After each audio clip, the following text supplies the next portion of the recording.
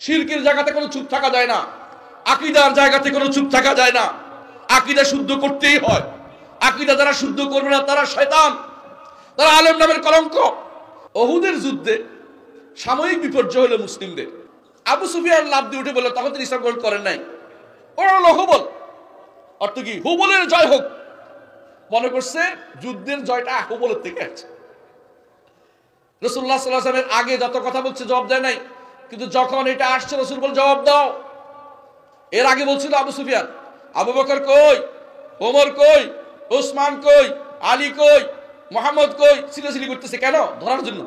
যুদ্ধের ময়দানে রাসূল একটা গর্তের ভিতরে কয়েকজনে বসে আছিলেন, ধরার জন্য বুদ্ধি করছে শব্দ আসতে ধরবো। রাসূল বলে চুপ থাকো, কথা বলিও না। কিন্তু যখন এটা বলল ও হলো হুবল, হুবলের জয় হোক, রাসূল বললেন যে জবাব দিবে না, এখানে চুপ থাকার জায়গা না, কারণ শিরক হচ্ছে।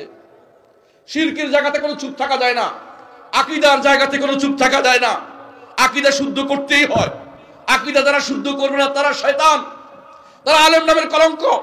যারা আকীদার ব্যাপার দেখছে শিরক হচ্ছে, শিরক হওয়া দেখার পরে চুপটি মেরে বসে থাকে, ওরা ঈমানদার হতে পারে না। ঈমানদার চুপ থাকতে পারে না শিরকের জায়গাতে। মুহাম্মদ রাসূলুল্লাহ সাল্লাল্লাহু আলাইহি ওয়াসাল্লাম বললেন জবাব দাও। সাহাবায়ে কেরাম বললেন কি জবাব দেব? বলছে কুল আল্লাহু আ'লা ওয়া জাল। তুমি বলতেছো ও হুবল, হুবলের জয় হোক। হুবলের জয় হবে না, জয় হবে আল্লাহর। তুমি বলো আল্লাহু আ'লা ওয়া জাল, আল্লাহ তিনি সবকিছুর উপরে এবং তিনি সবচেয়ে ক্ষমতাধর, তিনি হচ্ছেন রব্বুল আলামিন। এই কথা তোমরা বলো। তখন সবাই মিলে বলো আল্লাহু আ'লা ওয়া জাল। এখানে ভয় করে না যে মেরে ফেলবে, বলে মনে দেখা যাবে।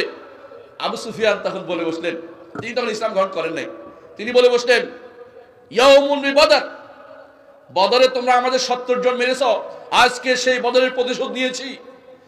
সাহাবায়ে কেরাম চুপ মেরে গেলেন। রাসূল জবাব দিবে না? জবাব দিতে হবে তোমাদেরকে। বলো তোমাদের যারা মারা গেছে তারা জাহান্নামে, কাতলাকুম ফিন নার ওয়া কাতলানা ফিল জান্নাহ, আর আমাদের যারা মারা গেছে তারা জান্নাতে যাবে। এক হইতে পারে না, এক হইতে পারে না।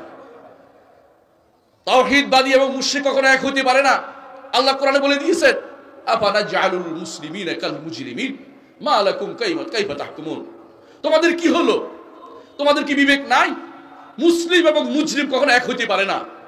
যে মুসলিম ঈমান সামান্য আছে, রাস্তার পাশে গড়াগড়ি করে খাচ্ছে, কোনোভাবে 1 টাকা নিয়ে খাচ্ছে, সারা জীবন কষ্ট পেয়েছে, অসুস্থ অবস্থায় সারা জীবন কাটিয়ে কবরে চলে গেছে, সে লক্ষ কোটি কোটি বছর বা ওই তথাকথিত ইউরোপ আমেরিকার রাষ্ট্রপ্রধানদের চেয়ে ভালো, তাদের থেকে ভালো, কারণ তারা কাফের, তাদের কোনো জান্নাতে যাওয়ার সুযোগ নাই। এই ব্যক্তি দুনিয়াতে 70 বছর হয়তো কষ্ট করেছে সর্বোচ্চ, মৃত্যুর পরেই যখন সে জান্নাতি হবে, ঈমান থাকবে, জান্নাতে নিয়ে তাকে বের করে বলা হবে তুমি কি কোনোদিন কষ্ট পেয়েছো? অসম্ভব, আমি কোনো কষ্ট পাইনি, সব ভুলে গেছে, সব ভুলে গেছে।